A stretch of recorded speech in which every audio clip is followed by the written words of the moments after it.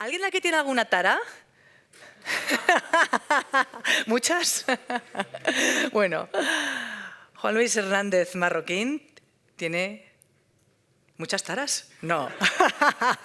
Muchos dones, muchas virtudes y un trabajo que se llama taras, para ser exactos. Adelante.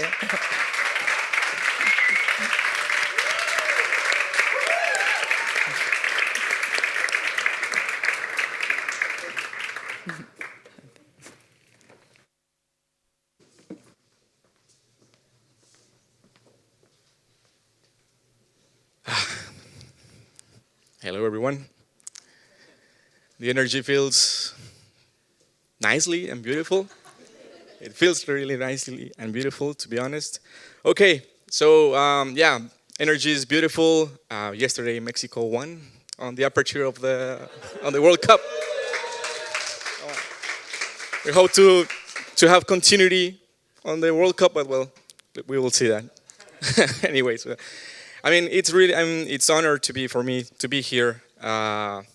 It's been a really long journey. We take a flight from Mexico directly here to Spain. This is my first time in Spain, and it's just amazing. You guys are amazing, and thank you for the reception. Really.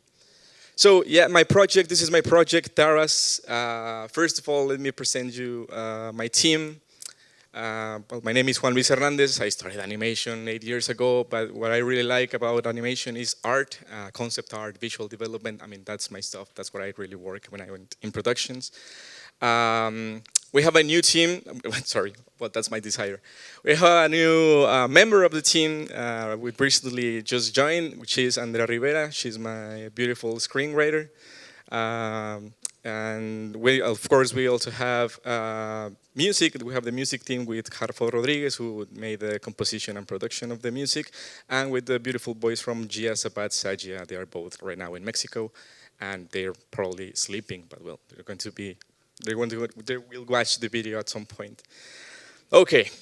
So let's just forget about the human universe for a moment. I'm going to draw here a window, like a fictional window. Are you ready for the fiction? Okay, cool. Or I don't know if it's fiction or reality, but let's just enter into welcome to the valley. This is the valley. I present you the valley, right? This is where the story takes place. And well, what is the valley? Well, it's just the valley, right? I mean, there's no much to say about it, but I mean, there is a specific thing about this valley, and it is that it is filled with volcanoes. There's volcanoes everywhere here in this valley, right? It's very ancient. It's been like very with a lot of years, and of course, all those volcanoes are old as well. Old as well, believe it or not. In one of those volcanoes, we have this citadel, a very ancient citadel, maze-like citadel, and a very nightmare place. It's an evil place, and you will ask, well, why is it so evil? I mean, why is it so ancient and evil? And well, I have to tell you, it is mainly because of its ruler, right? It's mainly because of its ruler. And before presenting you who rules the citadel, I need to make an awareness first that I am about to tell you the story about that really evil man. So we need to be really aware of this guy. He's a very evil man, so be aware, right? Be aware. The ruler of the citadel is Apat. That's his name. And mainly he is the spiritual leader of the citadel. But this guy is obsessed with power. Obsessed with power. He wants to possess people. He wants to possess everything, people's dreams, people's thoughts, people's souls. But mainly, specifically, he wants to possess people's energy. And you'll say, why does he need people's energy? Well, basically, because Apat's body is completely dead. The guy is a corpse.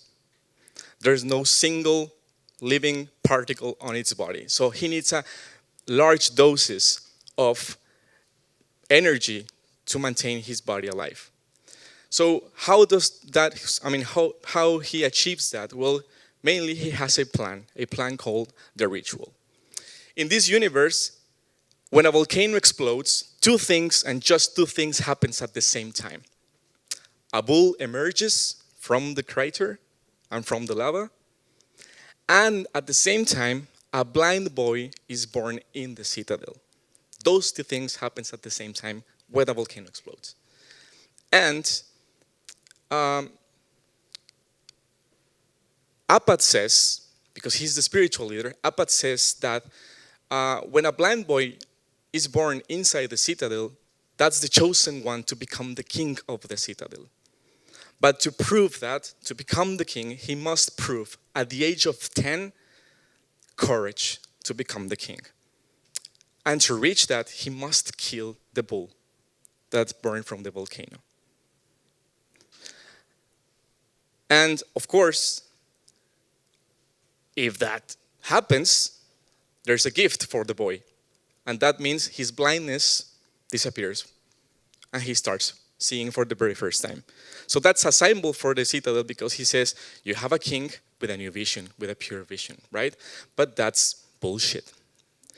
But what happens there is that a huge amount of energy spreads and it goes directly into Apat's body. So he can live more and more and more years, right? I told you the guy is evil. You should hate that guy completely, as I fucking hate that. Right, so, but I mean, not everything is evil on the valley. I've seen and I've heard about another legend, actually, about a book, about a secret hidden book that nobody knows, that apparently it exists, but nobody knows. No one have ever seen that book. And that book has a very specific and magical power, which is every single thing that is written on its pages, it then shapes reality on the valley. That's the magical power of that book. People says that Apat is after that book as well, but at the same time, because he loves power, at the same time, the guy is freaked and he fears that book. Specifically, if someone else is find that book, because that will mean the end of the century of Apat, right? So those are mainly the legends on the valley. So one of those days happens that a volcano exploded. And of course, a blind boy was born. And his name was Lucio, right? Well, we have now the blind boy, and of course we have the bull, and his name is Umbral. They were both captivated for 10 years inside the citadel, while Lucio was trained to kill Umbra when he turned 10 years old. But in between those 10 years, Lucio became a friend with the bull. They constructed both a relationship. A very, very, very strong relationship. But, well, you know, it happens that we need a time that Lucio is 10 years old at some point, and the sad moment appears. Lucio needs to kill the bull in order to become king. And that's what sadly happens. I mean, he's there, he needs to face his destiny, he needs to face the ritual, and he must kill his friend, and that's exactly what happens, right?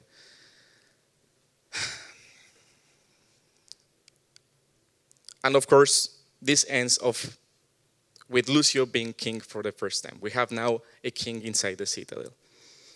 So you can imagine that Lucio is like very, very sad.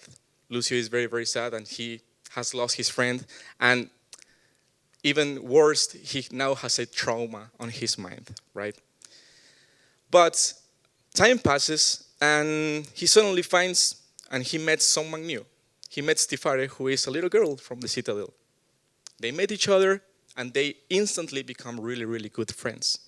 But the thing here is that they have to create this relationship in secret, because otherwise Apat will know, and, well, ugly things will happen. Really ugly things will happen. So we need to maintain this very, very secretly. They then grow up. When they grow up, they fall in love. They then become adults, and guess what happens? Tifare gets pregnant from Lucio. that creates even a harder relationship, because if it, at any point, if Apat knows that Tifare is pregnant from Lucio, it's going to be a disaster. So Lucius tells Tifare, you need to escape the citadel while you can. I don't know if I'm going to reach you then, but you need to escape the citadel right now, okay?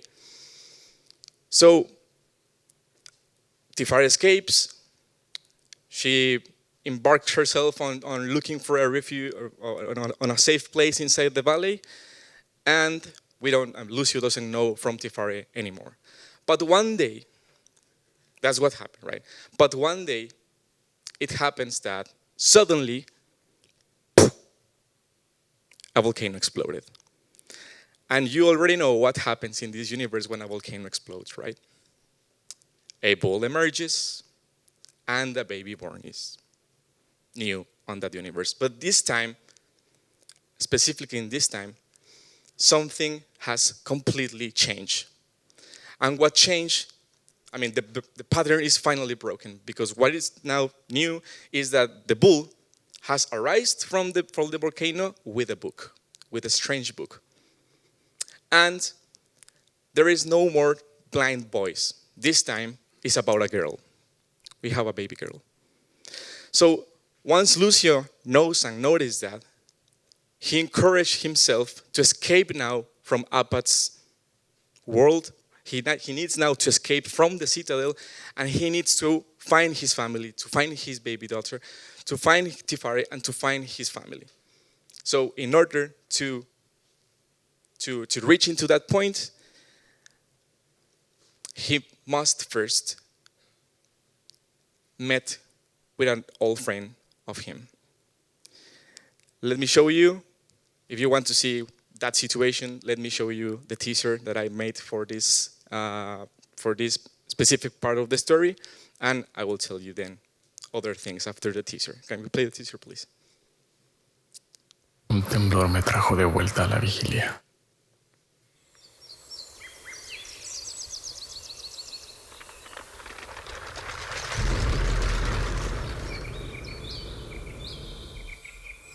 Mi memoria no conserva más que viento furioso e imágenes girando en un caos infinito.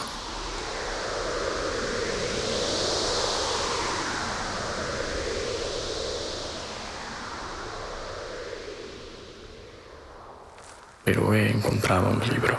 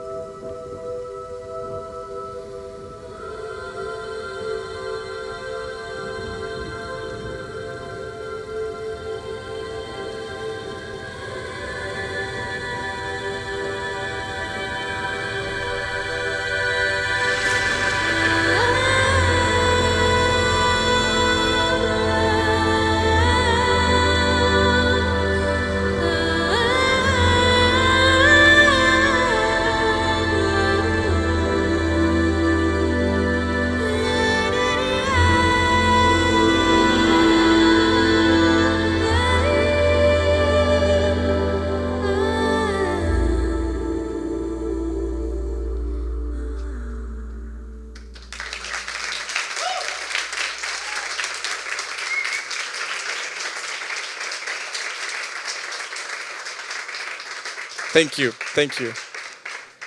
Yeah, so the inspiration, where all this story comes from, well, the state from where I was born in Mexico is called Michoacán.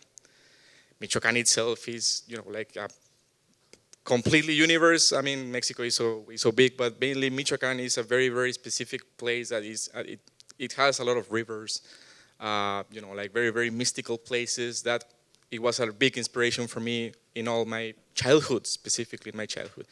It was like, oh man, this is like really, really deep. I really now want to find like a story there, because I was feeling really, really mystical in that point, specifically because of these kind of landscapes, right?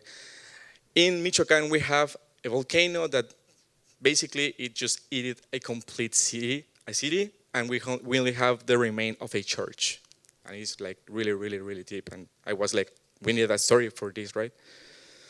Um, apparently we have the youngest volcano on Earth, and it is located in Michoacán. And yes, I mean, this was basically what really inspired me to create this story, to create the world, because I completely believe that the world is really mystical, and it was fun to create, of course. We have been there. Actually, you can climb the thing, you can climb the volcano, you can get into the crater, and you can photograph. It's a very, very nice experience, and it's very, very inspirational. I want also to say that in the place where I was born, which is the city of Uruapan in Michoacán, there is a lot of artisans, people who create beautiful, beautiful pieces of artwork. I want to say thank you to Mr. Victoriano Salgado Morales, who created the mask that actually was the big inspiration for Lucio. And basically, I think that in Michoacán we have a really, really nice, like a visual language in folk and stuff. So I want to say thank you to Victoriano Salgado, of course, for this. And mainly, I mean, if you go to Michoacán, I mean, you get involved by its old folk. It's just rich in folk and rich in all these kind of, rituals, mysticism. I mean, it's just beautiful. This is for the terms of the universe, but specifically, while I was investigating about the myth and about all the whole history, I came up with this book called La Relación de Michoacán, which is apparently it was the first book printed in Mexico, and is the story about the region of Michoacán. And when I found about this book, I was like, oh my God, so I need to go and to study this book physical. It must be in Mexico, in somewhere, in the capital of Michoacán, in Morelia or somewhere. But apparently it is not in Michoacán, and it is not located in Mexico. It is located here in Madrid, in the library of El Escorial. They have this. The original book is based there, and we're going to meet that tomorrow. But it was a really nice coincidence to find that it is based here in Spain, right? Fun facts: while we were doing the teaser and while we were doing all this journey, we find out that the church from the volcano is about to collapse, and we were like, oh my God, we have a story where the citadel is about to collapse, and we have a character there that needs to escape, so their walls needs to fall off, so in order to him to escape from the citadel. So that's a fun fact. I was like, okay, that's really, really cool, because the question here is like, is fiction inspired by reality, or maybe reality is starting to be inspired by fiction? That's the question, and that has been always my question with this project. Before going to the presentation of the making of, I want just first of all to say thank you to a very important person in my life who taught me about you gotta be really, really aware of fiction and reality, because both things are appearing the same thing. And that person is Mr. Miguel Cervantes, whose spirits might be somewhere around here in this energy, and you guys know it, of course. But I have to say thank you to Miguel de Cervantes about this, because I learned about that by reading the Quixote, right? Can we go to the next, please?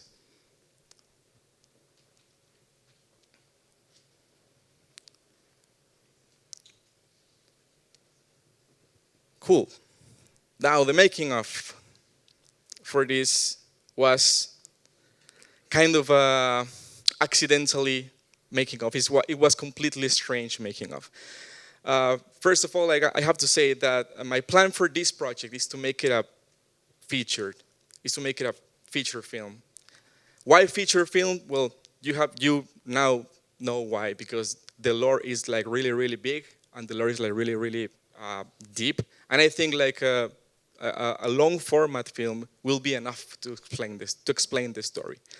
But what you saw it was an animated teaser, because my goal with this was to, for the very first time in my life, show you the look and feel of the story, and a bit of the concept.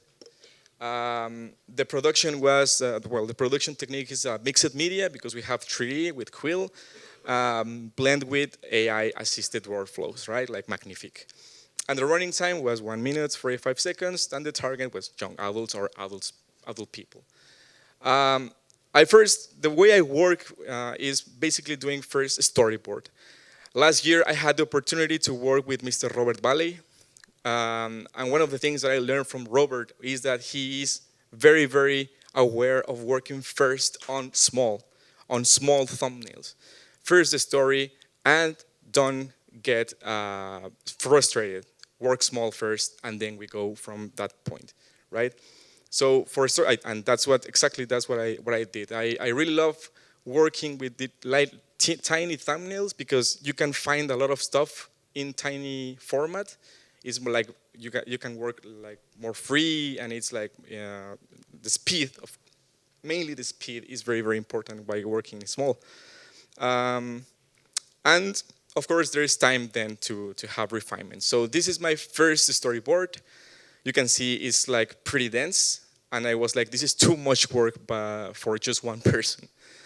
So I needed to reduce a lot of the elements of the story. So I created a second one, where is the ritual where Lucio kills Umbra. But I was like, this is too abstract, right? So then I decided to have, because this is about look and feel, I thought that the feeling of the bull rising from the volcano and this meeting a new old friend, finding a forgiveness there, I think that was a very, very powerful topic. So I was like, that's powerful and that's immersive. So in total, it was 4 storyboard explorations in order to start producing something. So another stuff that I learned from Robert Valley is that the edit is the district capital of your project. We first do edit, and then we have fun in Quill, then we have fun with Magnifique, then we do the rest of the stuff. But first, we need to set up everything in the edit. And that was completely genius. I mean, if at some point Robert see this, thank you, man. I mean, you saved my life. You saved my life with this. And that's exactly what I did. I created an edit in Adobe Premiere. I just put all my thumbnails over there, and I started to look at rhythms, rhythms, storytelling, how is it going? And I was like, okay, once we have all the structure in the edit, the only thing we need to do then is to, once you have your finished scene, you just grab that and you put it on the edit. You have structure, so you don't have to worry about.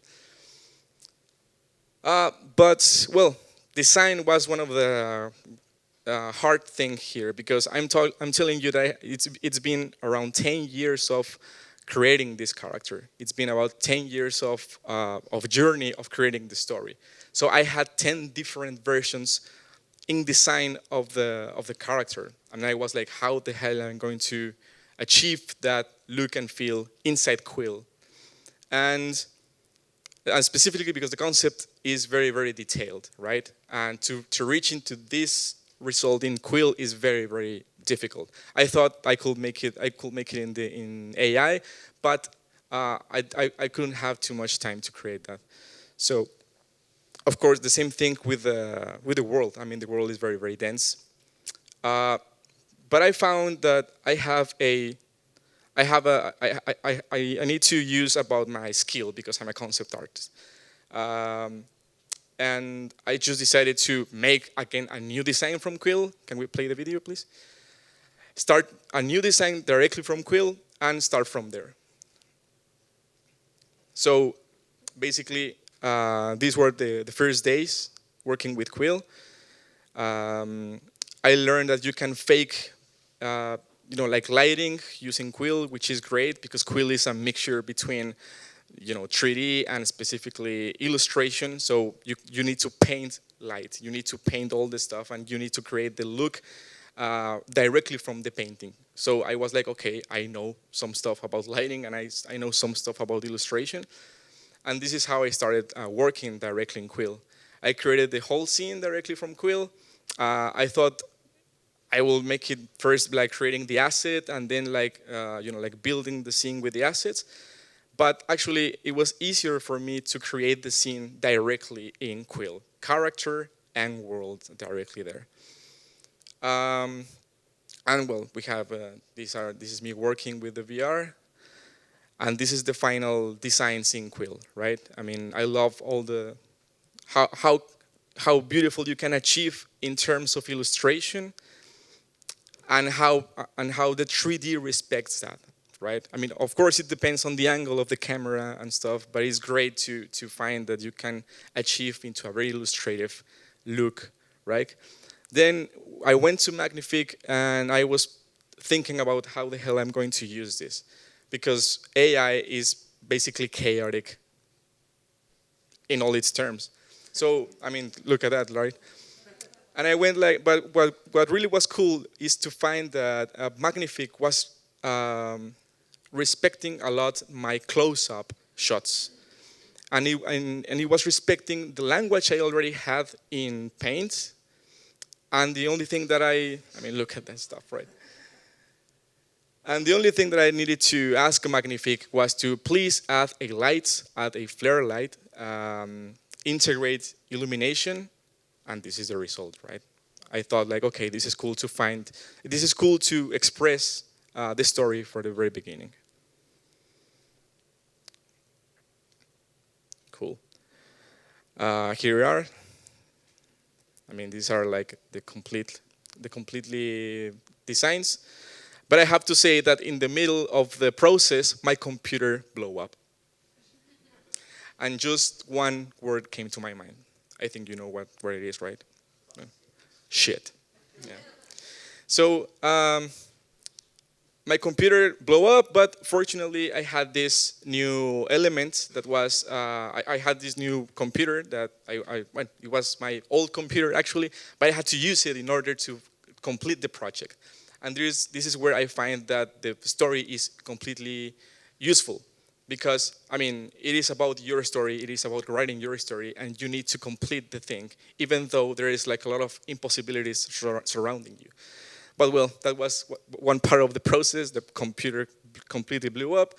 And well, in the pros and cons of Quill is that the pros is a perfect for achieving an illustrative visual style, fast learning curve, and excellent for creating prototype. And it's very, very immersive. The cons is just like it lacks a built-in lighting system, and it requires an additional software to finalize the visual look, but I think the cons are just small. I completely fell in love with Quill, to be honest. In hours, it was approximately 140 hours, but that was because of my computer. You know, like I was like building again the whole computer, finding a working station so I can complete the project, and well, it was around 140 hours. Finally, I just want to thank you personally, and at this point I want to have a little switch into Spanish, así como lo dice la relación de Michoacán. Se lo dice al virrey de Mendoza, le quiero mostrar la historia de estos tarascos, que así se llaman la cultura de Michoacán, y que sea conocida en nuestra castellana. Y me parece hermosa esa frase. Entonces, en nuestra castellana les quiero decir, muchas gracias España, es la primera vez que presento esta historia, han sido 10 años de desarrollo. Yo estaba en mi cuarto y me la contaba nada más a mí, pero me parece que es una historia que también merece ser contada, y el hecho de que me la hayan recibido ustedes con este amor tan grande, para mí lo único que les tengo que decir es muchas gracias y nos vemos pronto. Si desean conocer más, nos vemos con una cerveza quizás al rato. Gracias.